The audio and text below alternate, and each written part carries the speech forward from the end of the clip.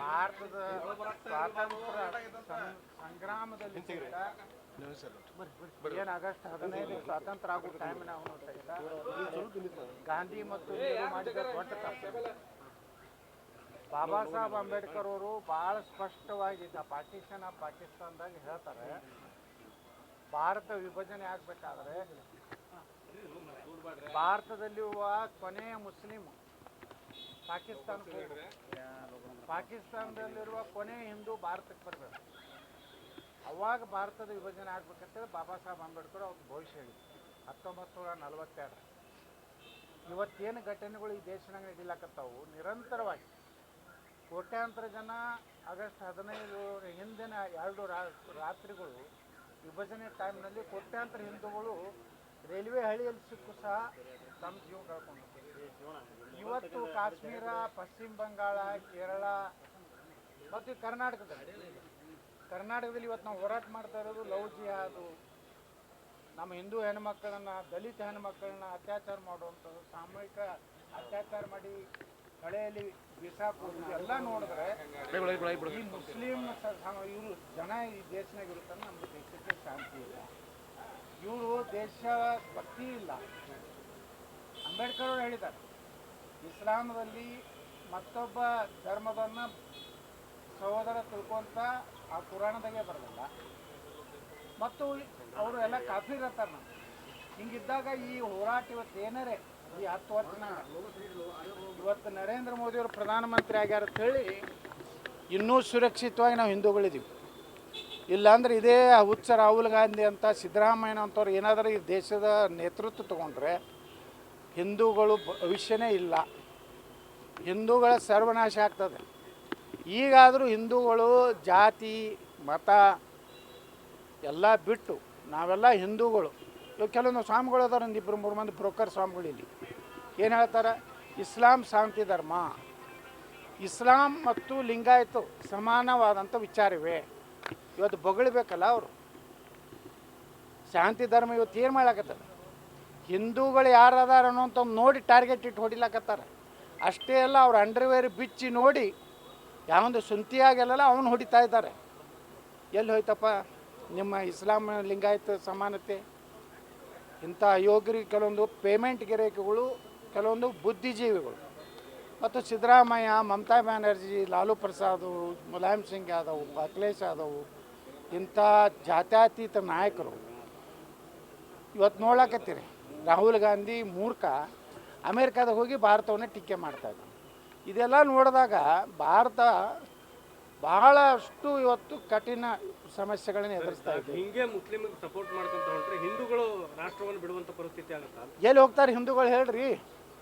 ಹಿಂದೂಗಳಿಗೆ ಹೋಗ್ಲಿಕ್ಕೆ ಜಾಗ ಎಲ್ಲ ಐತಿ. ಅಫ್ಘಾನಿಸ್ತಾನದಾಗಿದ್ದರು ಹಿಂದೂಗಳು.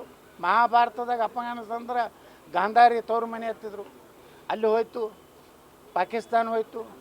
ಬಾಂಗ್ಲಾದೇಶದಾಗ ಇವತ್ತು ಏನಾಗ್ಲಾಕತ್ತೈತಿ ನೀವು ನೋಡ್ಲಾಕತ್ತೀರಿ. ಇವತ್ತು ಪಶ್ಚಿಮ ಬಂಗಾಳದಾಗ ಏನಾಗ್ಲಾಕತ್ತೈತಿ ನೋಡ್ಲಾಕತ್ತೀರಿ. ಕೇರಳದಾಗ ಏನು ಆಗ್ಲಾಕತ್ತ. ಅಂದ್ರೆ ಹಿಂದೂಗಳು ಎಷ್ಟು ದಿವಸ ಅಂತೇಳಿ ನಾವು ನಾವು ಇನ್ಮೇಲೆ ಪ್ರತಿ ಕಾರ್ಯಕ್ರಮ ಪ್ರಾರಂಭ ಆಗಬೇಕು. ಯೋಗಿ ಆದಿತ್ಯನಾಥನಂತವರು ಇವತ್ತು ರಾಜ್ಯದಲ್ಲಿ ಬರಬೇಕಾಗಿದೆ.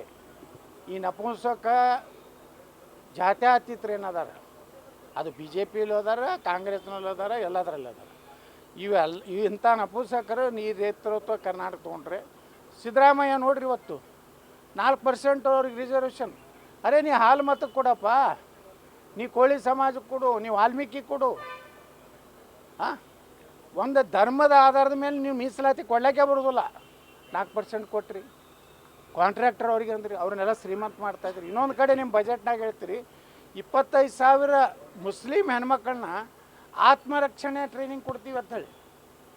ಅಂದ್ರೆ ನೀವು ಅಂಥ ಹೆಣ್ಮಕ್ಳ ಕಡೆಯಿಂದ ನಮ್ಮ ಹೆಣ್ಮಕ್ಳನ್ನ ಹೊಡೆಸ್ಬೇಕತ್ತೀರಾ, ಅವ್ರ ಮೇಲೆ ಅತ್ಯಾಚಾರ ಮಾಡಿಸ್ಬೇಕತ್ತೀರ, ಅವ್ರನ್ನ ಚಿತ್ರಹಿಂಸೆ ಕೊಡ್ಬೇಕತ್ತೀರ. ಇದು ಎಲ್ಲ ನೋಡ್ರಿ ಬರೀ ಓಟಿನ ಆಸೆಗಾಗಿ. ಒಬ್ಬ ಮಹಾತ್ಮ ಹೇಳ್ದ BJP, ಒಂದು ವೇಳೆ ನಮ್ಮ ತಂದೆ ಏನಾದರೂ ಮುಖ್ಯಮಂತ್ರಿ ಇದ್ದರೆ ಅಲ್ಲೇನು ಶಿವಮೊಗ್ಗದಾಗ ಚುಂಬನ ಮಾಡೋದಲ್ಲ, ತೆಲಿಗೆ ಬೆಲ್ಲ ಕೊಟ್ಟಲ್ಲ, ಅವನ್ನ ಗುಂಡು ಹಾಕ್ತಿದ್ದ. ಅಯೋಗ್ಯ ನನ್ನ ಮಗನೇ, ನಿಮ್ಮ ಅಪ್ಪನೇ ಮುಖ್ಯಮಂತ್ರಿ ಇದ್ದಾಗ ಎಷ್ಟು ಚುಮ್ಮನ ಕೊಟ್ಟರು, ಗುಂಡು ಹಾಕಿದ್ರಪ್ಪ. KGHಳ್ಳಿ DGHಳ್ಳಿ ಒಳಗೆ ಪೊಲೀಸ್ ಸ್ಟೇಷನ್ ಹೋಗ್ರಿ, ಪೊಲೀಸ್ ಸ್ಟೇಷನ್ಗೆ ಬೆಂಕಿ ಹಚ್ಚಲಕ್ಕೆ ಪ್ರಯತ್ನ ಮಾಡಿದ್ರು. ಹುಬ್ಬಳ್ಳಿ ಒಳಗೆ ಏನಾಯಿತು, ಇವತ್ತು ಹಾವೇರಿ ಒಳಗೆ ಏನಾಗ್ಲಕ್ಕತ್ತದ, ಹಿಂದೂ ಹೆಣ್ಮಕ್ಳು ಸುರಕ್ಷಿತ ಅದಾರ. ನೀ ಚುಂಬನೆ ಚುಂಬನೆ ಯಾವಾಗ ಹಾಕೋ ಗುಂಡು ಹಾಕಲಿಲ್ಲಪ್ಪ. ನಿನ್ನ ಶಿವಮೊಗ್ಗದಾಗನೇ ನೀನು ರಕ್ಷಣೆ ಕೊಡಲಿಲ್ಲ. ಹಿಂದೂ ಒಬ್ಬ ಕಾರ್ಯಕರ್ತ ಸತ್ತ, ಅವ್ನ ಮನೆಗೆ ಹೋಗಲಿಲ್ಲ ನೀವು. ನಾ ಮೊದಲು ಹೋದವ ಅಲ್ಲಿ, ಈಶ್ವರಪ್ಪನವರು ನಾವು ಮೊದಲು ಹೋಗಿ 5 ಲಕ್ಷ ರೂಪಾಯಿ ನಾನು ಕೊಟ್ಟವ ಆ ಕುಟುಂಬಕ್ಕೆ. ಪಾಪ ಒಂದು ಇದು ಹೊಲಿಗೆ ಇದನ್ನ ಮ್ಯಾಗ ಜೀವನ ಮಾಡುವಂಥ ಒಂದು ಕುಟುಂಬ, ಒಂದು ಕ್ಷತ್ರಿಯ ಸಮಾಜದ್ದು ಅಂದಾಗ ನಾವು ಎಲ್ಲಿಗೆ ಹೋಗಿ ನಿಂದಿಲ್ತಾ ಇದ್ದೀವಿ. ಬರೇ ಮುಖ್ಯಮಂತ್ರಿ ಆಗಬೇಕು, ಲೂಟಿ ಮಾಡಬೇಕು, ವಿದೇಶನಾಗ ಆಸ್ತಿ ಮಾಡಬೇಕು. ಯಾರಿಗೆ ಆಸ್ತಿ ಮಾಡ್ಲಕತ್ತೀರಿ? ದುಬೈದಾಗ ಆಸ್ತಿ ಮಾಡ್ಲಕತ್ತೀರಿ. ದುಬೈ ಯಾವುದು ಮುಸ್ಲಿಂ ಕಂಟ್ರಿ, ಅಲ್ಲಿ ಆಸ್ತಿ ನಿಮ್ಗೆ ಹೊಳೆ ಬರ್ತದ. ಅದೇ ನೀವು ಏನು ಮಾಡಿರಲಿ ಅಕ್ರಮ ಆಸ್ತಿ, ಕರ್ನಾಟಕದಾಗ ಒಂದು ಕೈಗಾರಿಕೆ ಕರೆದು ಸಾವಿರಾರು ಜನರು ಉದ್ಯೋಗ ಸಿಗ್ತಿತ್ತಲ್ಲ. ಇದು ನಡೆದಂಥ ಘಟನೆಗಳನ್ನು ನೋಡಿದರೆ ಹಿಂದೂಗಳು ಜಾಗೃತಿ ಆಗಬೇಕು ಅನ್ನುವಂಥದ್ದು 100ಕ್ಕೆ 100 ಆಗಬೇಕು. ಈ ನಾಲಾಯಕ ಜಾತ್ಯತೀತ ಹಿಂದೂಗಳತ್ತೇನು ಅದಾರಲ್ಲ ನಮ್ಮ ಹಿಂದೂ ಸಮಾಜನ, ಇಂಥ ಅಯೋಗ್ಯ ನನ್ನ ಮಕ್ಕಳನ್ನ ಇನ್ನು ಎಂದೂ ನಂಬಾರ್ದು ಜನ. ನಾವು ಸಂತೋಷ್ ಲಾಡ್ ಭಾಳ ದೊಡ್ಡ ಭಾಷಣ ಮಾಡ್ತಿದ್ದಲ್ಲ, ಈಗ ಅಲ್ಲಿ ಹೋಗ್ಯಾನ, ಎದಕ್ಕೆ ಹೋಗ್ಯಾನ? ಹೆಣ ತರ್ಲಕ್ಕೆ. ಇವನು ಹೆಣ ತರ್ಲಕ್ಕೆ ಕಳಿಸ್ಲಕತ್ತಾರೆ ಸಿದ್ದರಾಮಯ್ಯ. ಹಾಂ, ಏನು ಮಾತಾಡ್ತಾರೆ ನಾವು? ಸಂತೋಷ್ ಲಾಡ್ ಬಾಯಿಗೆ ಬಂದಂಗೆ ಮೋದಿಯವ್ರಿಗೆ ಬೈತಾರೆ, BJPಗೆ ಬೈತಾರೆ, ಹಿಂದೂ ನಾಯಕರಿಗೆ ಬೈತಾರೆ. ಇವ್ರು ಯಾರು ಅವರು? ಸಂತೋಷ್ ಲಾಡ್ ಛತ್ರಪತಿ ಶಿವಾಜಿ ಮಹಾರಾಜರು ಹುಟ್ಟಿದಂಥ ಮರಾಠ ಸಮಾಜದವರು. ಎಂತ ಇವು ಜಾತ್ಯತೀತ ಏನು ಹಣಿಪಟ್ಟು ಕಟ್ಕೊಂಡು ಇವತ್ತು ಏನು ಮಾಡ್ತಾಯಿದ್ದಾರೆ? ನಮ್ಮ ದೇಶದ ದುರಂತ, ಇಂಥವ್ರ ನಾಯಕತ್ವ ಈ ದೇಶದಲ್ಲಿ ನಾಶ